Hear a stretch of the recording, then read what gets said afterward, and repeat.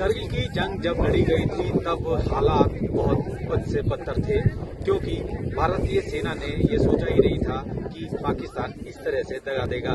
क्योंकि दोनों देशों के बीच एक सहमति थी कि सर्दियों में जो पोस्ट हैं उनको खाली कर दिया जाएगा, लेकिन पाकिस्तान जो अपनी फितरत से बाज नहीं आता, वो अपनी पोस्ट खाली नहीं की और वो हमारी पोस्ट में भी आ गया। इस वक्त हम लोग सिर्फ रोड पे हैं और मेरे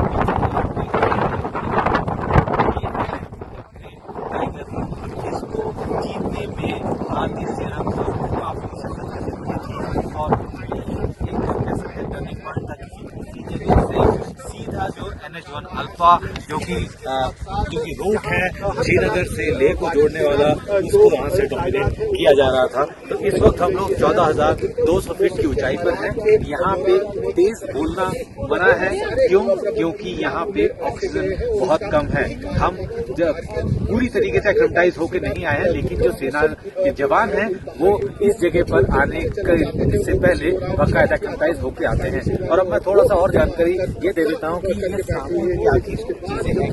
ये जो आप कोस्टल हिल देख रहे हैं, ये तो है टाइगर हिल, ये टाइगर हिल रिज है। और ये जो शार्प पार्ट आप देख रहे हैं, यहीं से घातक प्लाटून जो है ऊपर चढ़ी थी योगेंद्र यादव की अगुवाई में और जाके वहीं पर पाकिस्तान को मार भगाया था। इससे पहले आर्टिलरी ताबड़तोड़ फायर कर रही थी। तो ये एक पूरा रिज है जो कि डोमिनेट कर रहा था। उसके आगे अगर हम बात करें, सामने जो दिख रहा है वो है त्रिशूल रिज। वो एक लंबा सा सपाट सा पूरा इलाका है, वो थोड़ा उबड़ खुबड़ वाला इलाका है। वो त्रिशूल रिज भारत का ही है, भारत का हिस्सा है वो। उसके पीछे से इसके बगल वाला जो रिज है ये मार्को पोलो रिज है।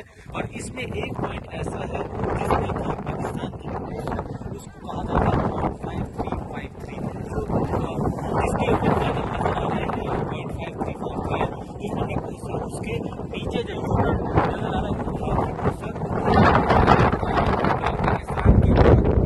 आमने सामने है। अब इन 26 साल में आखिर क्या बदला?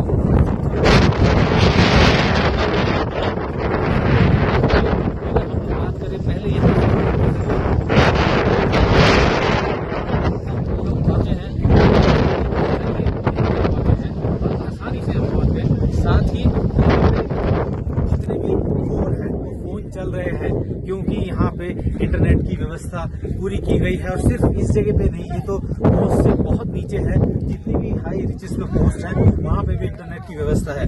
दूसरी चीज, सबसे बड़ी इंपॉर्टेंट ये चीज थी कि जब क्यों हम लोग उस पोस्ट को खाली छोड़ते थे। खाली इसलिए छोड़ा जाता था सर्दियों में रहने की इतनी ज्यादा सुविधा नहीं होती थी, लेकिन अब भारतीय सेना ने उस दिन के बाद क्या किया कि पाकिस्तान के उस जगह के बाद से भारतीय सेना ने उस एग्रीमेंट को कभी नहीं स्वीकारा, जो कि एक एग्रीमेंट था। तो भारतीय सेना अब लगातार पोस्ट पे क्या बात है, वहाँ पे उनके लिए इग्लू हट बने हुए हैं, जिनमें कि 24 घंटे उनको गर्माहट मिलती है और वो अपनी ड्यूटी दे सकते हैं। हर तरीके की सुविधाएं उनको वहाँ दी जा रही है। तो 26 साल में बहुत कुछ बदला, नए हथियार आ गए, नई सड़कें आ गई और नई तकनीक आ गई। और भारतीय सेना उसी जोश और जज्बे से तैनात है भारतीय सीमाओं की सुरक्षा के लिए, जिसकी वो लगातार सुरक्षा करते आ रहे थे।